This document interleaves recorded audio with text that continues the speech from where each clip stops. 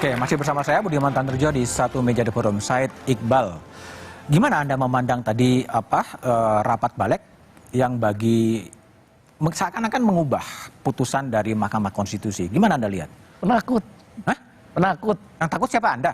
Dia. Mereka itu yang jadi balik. Siapa yang takut? Penakut balik itu. Ngapain dia ngurus-ngurusin tafsir terhadap keputusan MK? Hah? Kalau emang berani, udah ikutin aja keputusan MK. Kok nanti yang memilih Dia rakyat? takut ke siapa? Hah? Takut ke siapa? Ketakutan kalah. Ketakutan kalah? Iyalah. Ini kan kalau nggak ada kasus Anies, mungkin dia lancar-lancar aja. Ah, itu kan bukannya untuk Anies, banyak juga yang lain. Iya, tapi mereka takut sekali dengan kemenangan Anies. Itu kan yang kita jadi rasakan di masyarakat ya. Yang berbagai cara akhirnya menjegal seseorang yang kalau kita masih percaya dengan lembaga survei dipilih oleh rakyat. Tapi partai politik ini tidak menginginkan orang ini. Kan ini demokrasi yang dibajak, penakut. Kalau memang Anda mengagungkan demokrasi sebagai sebuah konsensus kita bersama dalam bernegara, tertinggi itu adalah suara rakyat. Hukum tertinggi adalah keadilan. Dan bahasa tertinggi di dalam demokrasi adalah memilih dan dipilih. Maka ketika aturan itu membelenggu memilih dan dipilih, kan harus dilawan. Disinilah MK menggunakan hati nuraninya. Apa yang salah kalau dia ditunggangi kayak mau dijadikan alat kayak kalau untuk kebenaran? Apa yang salah?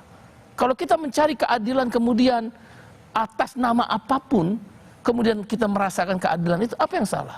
Kalau memang kamu berani, para partai politik yang merasa besar itu, yang berasa menguasai negeri ini bisa diatur dengan kekuatan mereka dan kekuatan uang, kenapa takut? Ayo mari kita bertarung. Kekuatan uang? Ya, pastilah nggak mungkin koalisi tanpa kekuatan uang. Oke. Tanpa janji-janji untuk mendapatkan jabatan. Terus kita diam? No. Kenapa kita harus diam? Walaupun kami partai kecil, partai baru, kami terusik dengan sistem pemilu, sistem demokrasi yang seolah-olah mereka yang kuasai. Oke. Kita harus lawan itu. Oleh karena itu kalau coba-coba mereka melawan rasa keadilan yang telah didapatkan di MK yang secara konstruksi konstitusi dibenarkan, maka mereka berhadapan dengan rakyat. Kita akan demo terus setiap hari. Sampai kekuatan itu menjadi besar, baru mereka sadar bahwa mereka nggak ada apa-apanya. Kira-kira baik. begitu. Pak Sendarsam, takut baliknya menurut Said? Sebenarnya kan Bang Said Iqbal ini apa yang dimintakan oleh beliau, ya, oleh Partai Buruh kan sudah dikabulkan. Tapi pertanyaan saya, betul nggak balik takut? Nah itu saya bukan orang balik, saya nggak ngerti juga, saya nggak bisa jawab ya kan. Kalau masalah itu. Gerindra sendiri gimana melihat putusan dari MK itu? Kita sangat apresiatif sebenarnya. Yang mana? Yang terkait dengan masalah permintaan dan permohonan daripada Partai Buruh dan Gelora. Apresiasi terhadap permintaannya, terhadap dan putusannya juga artinya gayung bersambut, artinya kan apa yang diminta sudah dikabulkan. Ini nggak ada masalah tentang masalah itu kan, dan itu kan diakomodir oleh Balik kan. Diakomodir oleh Balik? Itu tidak ada masalah. Yang jadi masalah. Bukan beda ya? Beda, tidak sama. Yang diakomodir mana, yang enggak mana? Ya itulah makanya kan. Lihat lagi, kita baca lagi. Misalnya soal umur? Ya, bukan soal itu. Lain. Petitumnya dulu dilihat. Petitumnya itu adalah membatalkan pasal 40, ya kan? Pasal Undang-Undang Pilkada itu. Sekarang pertanyaan saya, ya kan, putusannya dibatalkan atau tidak? Dibatalkan kan? Terus? Ya kemudian kan Balik mensinkronisasi hal tersebut kan gitu. Jadi udah tidak ada masalah. Cuman yang jadi masalah ini kan masalah bahwa ada hal-hal yang di luar itu, ya. Kemudian ultra petitanya apa yang dimintakan oleh beliau ini, ya kan, itu ditambahkan gitu loh. Ya, udah menggeser ke tentang masalah-masalah lain. Itu nggak boleh? Ya itu ya seharusnya itu kan ranah kewenangan daripada DPR RI sebagai positif legislator. Tapi kan kalau rasa keadilan terusik kan MK boleh. Bang, keadilan itu kan relatif. Karena dia relatif, maka MK lah yang kita jadikan alat untuk mencari keadilan.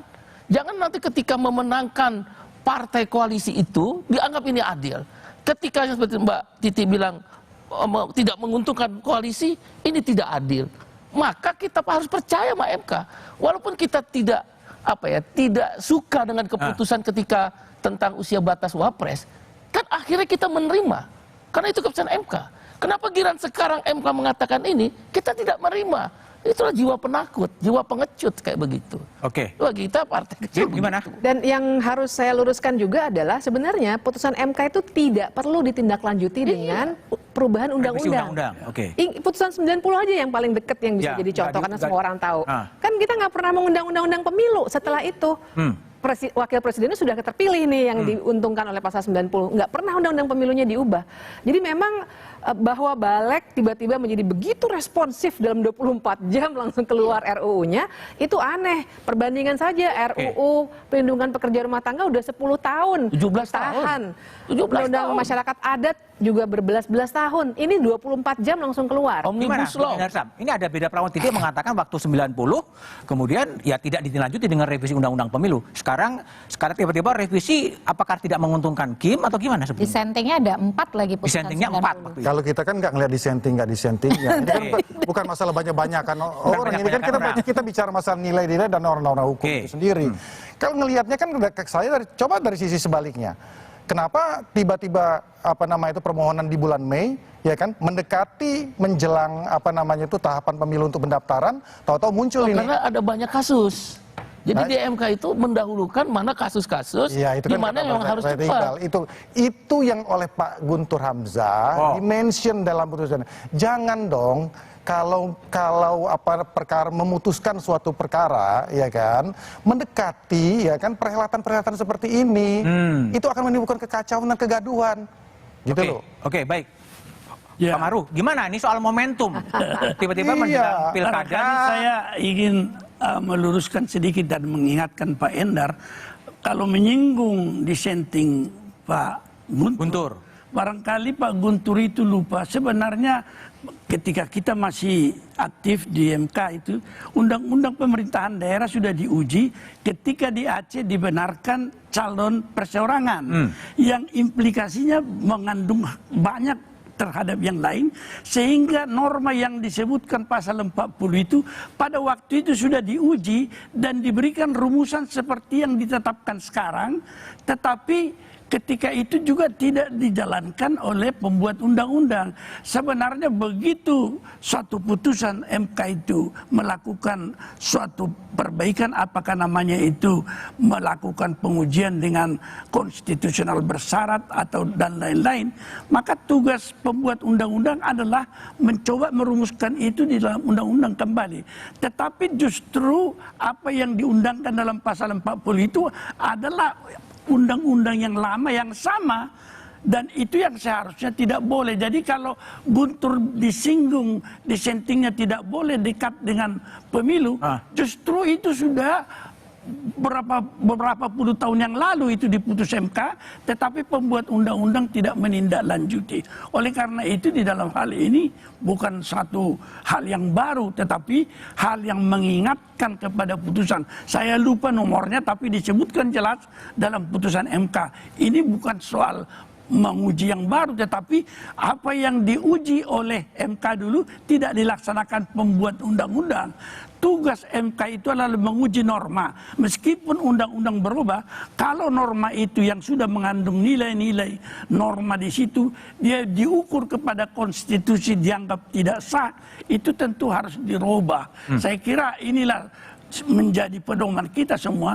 Kalau misalnya kita semua tidak tunduk kepada konstitusi sebagai the supreme law of the land yang tertinggi, maka itu menjadi persoalan siapa yang memimpin negara ini. Siapa yang memimpin harusnya negara? Yang memimpin kita adalah konstitusi itu sendiri. Oke, Mbak Titi.